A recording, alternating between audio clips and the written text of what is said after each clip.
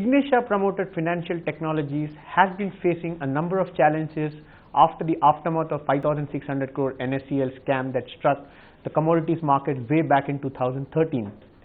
In a latest blow to the financial technologies, economic offensive of Mumbai police has attached its movable and immovable properties on July 19th. Also the cash surpluses that the companies hold in its balance sheet. Indeed, what is going to be the company's strategy to sail through these challenging times, and also how it would ensure that its day-to-day operations are not affected. To discuss all that and much more in detail, we have with us Mr. Prashant Desai, MD and CEO of Financial Technologies. Mr. Desai, thanks for spending this time and speaking to ET now. Pleasure. Indeed, I know we have been pushing and finally you have agreed to come and put forth your views. If I could ask you, after this particular decision or the action of economic offensive of Mumbai police almost a week back, what impact is it going to have on the day-to-day operations, because that is where the primary worries of everyone is? So to be very honest, currently there has been no impact. We don't see any significant impact, and the reason why we see no significant impact is we believe that the letter that was issued to us will be challenged in the courts of law. We believe that eventually the courts of law will rule in our favor. As we speak today, we are making an application in the court of law to enable us to do day-to-day operations, and the reason why we feel so is as follows. A similar letter was issued by EOW to us somewhere around February of 2015, and in that letter where they told us not to dispose of any asset, the same letter was challenged by us in the Bombay High Court, and the Bombay High Court had actually stayed that letter. Not just they had stated, the stay still continues. So now suddenly they've issued us another letter which is almost on the same lines that they have done. We believe the honorable court of this country will see through this and they will ensure that the day-to-day operations of the company are not hampered or threatened in any which way. We are very, very hopeful. We have fullest of faith in the Indian judiciary. So to answer your question, we don't see any significant impact currently happening as a result of this, because we believe we will get the legal relief that is required as well. So you said two things, as you're rightly saying. One, importantly, you're saying on day-to-day operations you don't envisage any challenges, the show would go on as usual.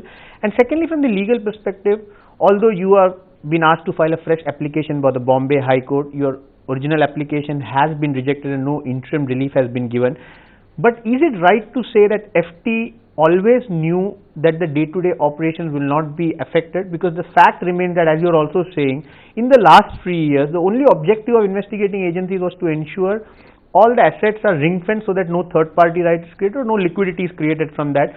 So in that sense, why this panicky? And yesterday we saw some of your employees going to the economic offense wing police headquarters. Why this panicky? Because somewhere you also know that the fact is that the day-to-day operations in more than one thing is not going to get hampered. So panic is not the word that I would use, probably that's the word you choose. Our perspective was that we will have to make our voices now be heard. So far, what has FT done? I think the only thing that FT has done is over the last 3 years is we've significantly cooperated with every single investigative agencies. We've ensured that whenever we are called, any detail that they require is being given to them. So far, a lot of action was happening on financial technologies. For the first time, by this letter, they are now directly targeting the families of financial technologies, and our families of financial technologies wanted to make a representation. We wanted to make our point of view to them, and there are very interesting observations. If you see it, and it's interesting the way FTIL has been meted with this kind of action. Conceptually, if you kind of look at it at a very, very 36,000 square feet above level, you and I are very proud citizens of this country. We love this country. We love India. The reason why we love India, it is the largest democracy. The reason why we choose to live in this country is because we believe ultimately the courts protect democracy, and that is what our belief has been. I am a chartered accountant. I learned as part of our CA, law was a subject that we had, and the first thing that our professor taught us at that point of time, in India, you are innocent until proven guilty. Unfortunately, that's not what's happening with FTIL. Every single investigative agency, every single action that has happened on FT is actually against the democratic and constitutional right of a citizen. So let's look at some of the things that have happened, and through your channel, let the viewers be judge of what's happening. So we are not shying away from the fact that there is a payment default crisis happening, and there is also a difference. We keep continuing to call it payment default crisis. Media chooses to call it a scam or a fraud. If media started calling it as NSEL default crisis, the focus would be on defaulters. But for some Prashant, reason, just if I could, sorry to interrupt, if we could just focus on FT and how you as MD and CEO are going to, because at the end of the day, this argument, what you are putting forth, is more to do with a courtroom battle, which you are fighting in many of the courtrooms, and these arguments have been. So no, I disagree with that. That's fine. But if I could just also say, allow me to complete my point. Allow me to complete my point. Just add to that, because if we could focus ourselves on the crisis of FTIL, because this debate is a larger debate with larger issues to be discussed. At the same time, if I could also, there is a NCLT interim order which says a 5-member committee has been appointed to be headed by a Supreme Court judge, which would also have a nominee. I suppose you would also be part of that committee along with your board members. So if you could say how that's taking shape and what is the update on it, because ultimately what everyone is wanting to know is how is FTIL going to survive and do its day-to-day operations and business. So first, obviously, as a citizen, we expect that we will be allowed to survive. Okay, we don't expect executive fiats and orders being taken out against us. So what happens is, like, let's say I take a dagger and stab it in your heart. So then you will go and prove that, Prashant, you made a mistake by stabbing me. Fine, you will prove it in the court of law. But what has happened is the dagger is already there. Once the dagger is there, you'll have to go to the hospital, you have to get your stitches done, etc. It's something like that has happened with us. You make arrests, you issue these letters. What do we have to do? We have to go to the court and go through the process of the court. Sometimes the judges are busy, sometimes the same judge is not there, somebody is on vacation, sometimes our matter gets listed. So something that should have ideally got resolved on the first day takes 10 days, 15 days, 20 days time to do that. In this period, the apprehensions and if these are the apprehensions which the economic offense wing has or anybody else has in terms of ring fencing our investment, show me one iota where you should be worried about it. We are a listed company. We report quarterly numbers. Look at our impeccable board. We have Mr. Venkatachari, who was a former, one of the most respected bureaucrats. There was a time when he was Home Secretary, police used to report to him. You have Mr. Justice Kochar, one of the most eminent judges of Bombay High Court. You have Mr. Anil Singhvi, who is the flag bearer of minority protection rights. You have Mr. Prashant Desai. You have Nisha Dutt. This is the board that is ensuring that the day-to-day operations, and we report quarterly numbers, we report quarterly balance sheets. Where is the question of this apprehension coming? Having said that, there was apprehension and NCLT formed a committee. The committee comprises of a ex-Supreme Court judge, a Government of India nominee, then 3 of us, 2 independent directors and myself. And mind you, the ex-Supreme Court judge and the government nominees both have a veto right. And all the things that we would be doing, which there is apprehension around it, they will be approving it. Only after their approval we do this. So where is the question of any apprehension? And look at if you guys have great analysts. If you just analyze the balance sheet of financial technologies from 2015 and 2016 will soon come out, you will see the kind of addition we have done to the treasury that we've been managing. And it is at the end of the shareholders company. We have a fiduciary responsibility towards our shareholder. Our board has a fiduciary responsibility. Where is that apprehension? That apprehension also now got mulled. So to that extent, if people have apprehension that there is going to be some issue around the money that is lying, it's completely false. And the bigger reason for that is because we believe FTIL is not guilty. We even believe NSEL is not at fault. Forget FTIL. And we believe that we will be winning every single case in the court of law. And therefore, when this judgment comes, these reserves that are there with FTIL, we will be building a much stronger company than what FTIL was. So that's our intent. That's our intention. Our intention is not to ensure that this money gets away here and there. No. Fine. So from a business perspective, from a number perspective, the company is also facing some challenges. We all know as you say, FY16 balance sheet is out. From business perspective, what is going to be the strategy? Because also there is a feeling that your core clientele and the market share has dwindled somewhere, and also primarily the biggest client being MCX after the renegotiated agreement that you have. So there's a lot of weightage at this point of time on your revenue stream, particularly from the MCX monies that you come. So is there any strategies to get in more big clients to hedge and to increase the cash flow? What is going to be the business plan here? So business plan, if you ordinarily see, there was obviously, I cannot hide from the fact that there was no impact of what happened on the NSEL platform. So we have 2 core pieces of technology currently, what we call as the broking technology or the member technology and exchange technology. Member technology business, if you would see over the last 3 or 4 quarters, is now stabilized. We are now significantly trying to gain market share, gain pricing power, because over a period of time our team has been able to demonstrate to them what we bring on the table. Those people who are on the fence and who wanted to leave have left. So if you see my 15 numbers, our member technology business was down by about 25 to 30%. But if you see my FY16 numbers, there has not been any degrowth.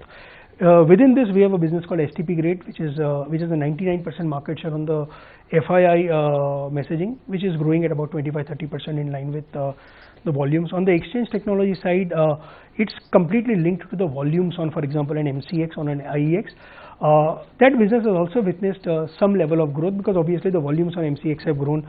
The volume on IEX on 2015 were low, but in 2016 they are growing at about 25-30%. Over and above this, we continue to get upgrade business from both MCX and IEX. Ideally, I would want to take my exchange technology and market it elsewhere, but for that I need time, right? At one level you are coming and hitting me, keep attacking me. Where is the time that I have to go and do that?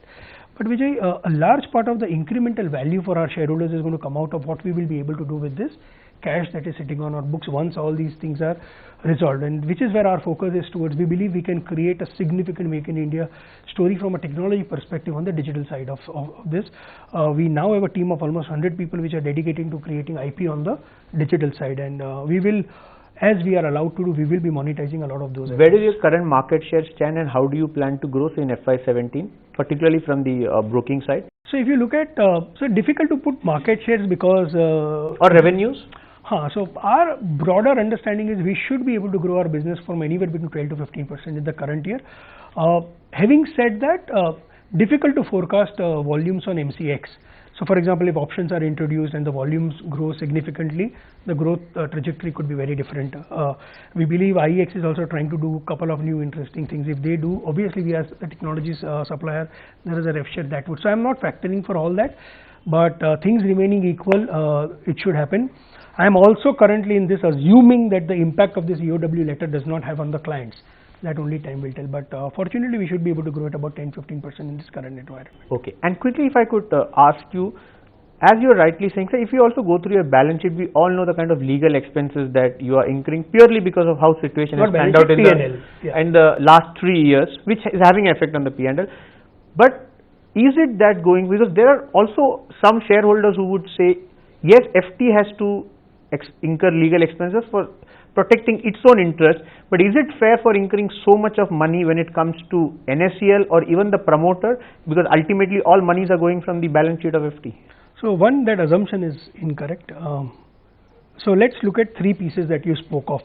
Legal expenses for the former managing director of financial technologies, legal expenses for financial technologies, at the same time the money that we are investing in our subsidiary NSEL. Today if you see, there is about 1200 crores worth of decrease that NSEL has been able to obtain, and it's an irony. Trading clients of NSEL have not taken any action against defaulters. Their all action is against FTIL. Brokers are taking action against FTIL. Nobody is interested in recovery money. The only singular person who is interested in recovery money and is making unprecedented effort is NSEL. Yes, I can choose not to fund NSEL. The entire recovery efforts will go down the drain. As I said, as a fiduciary responsibility that we have on the board of financial technology has a call that we will continue to ensure that we fund NSEL and the subsidiaries, and through that ensure or quicken the recovery process. As far as legal expenses are concerned, if you have legal cases, you will have to fight it, and our legal cases are not simple legal cases. These are legal cases that have happened on FTL where there is no precedence.